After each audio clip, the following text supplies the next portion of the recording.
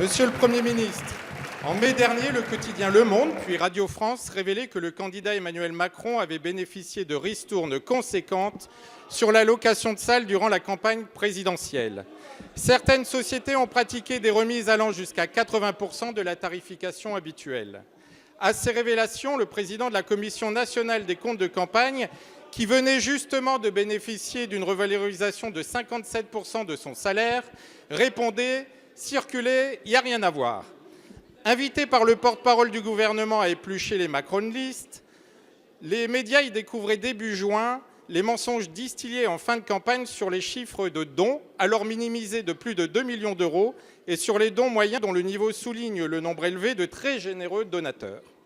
Aujourd'hui, de sérieuses questions se posent sur le soutien apporté à la campagne du candidat par la ville et la métropole de Lyon.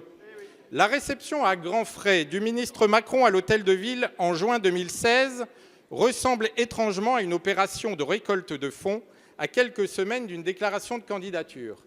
Rappelons que les élus d'opposition étaient restés à la porte et que la liste des invités n'a jamais été communiquée. L'implication dans la campagne du chef de cabinet du maire de Lyon, devenu ministre de l'Intérieur, pose enfin la question de l'apport humain à la campagne d'une collectivité. Il apparaît que les amitiés du candidat, dans les affaires comme en politique, ont été largement mises à profit pour bénéficier d'avantages.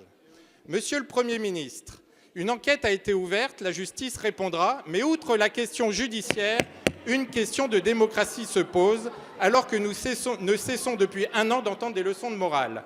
Ne vous semble-t-il pas nécessaire de réformer le fonctionnement de la Commission nationale des comptes de campagne pour éviter que de telles situations ne soient à nouveau validées contre l'évidence?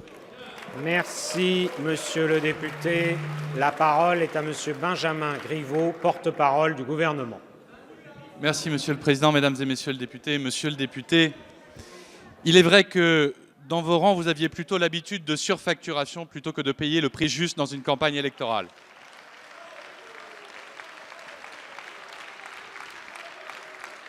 Les comptes de campagne du Président de la République ont été validés par la Commission nationale des comptes de campagne. Ils ont été contrôlés, ils ont donné lieu à des échanges nombreux entre la Commission et les équipes de campagne d'Emmanuel Macron. Ils ont d'ailleurs été réformés à hauteur de 120 000 €, soit la plus faible réformation de l'ensemble des principaux candidats à cette élection. Une plainte a été déposée par l'un des principaux soutiens de Laurent Wauquiez pour mettre en cause la ville de Lyon et son maire de l'époque, Gérard Collomb. Nous ne craignons pas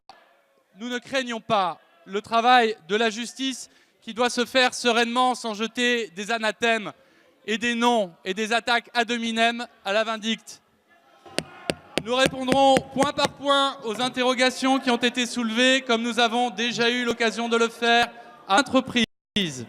Au fond, monsieur le député, vous faites semblant de vous indigner. Vous vous indignez qu'un maire d'une grande ville française puisse accueillir dignement un ministre de la République, comme il y a eu l'occasion de le faire à maintes reprises dans le quinquennat précédent. Vous vous indignez de l'occasion au juste prix d'une péniche par un mouvement politique pour une durée de 3 heures.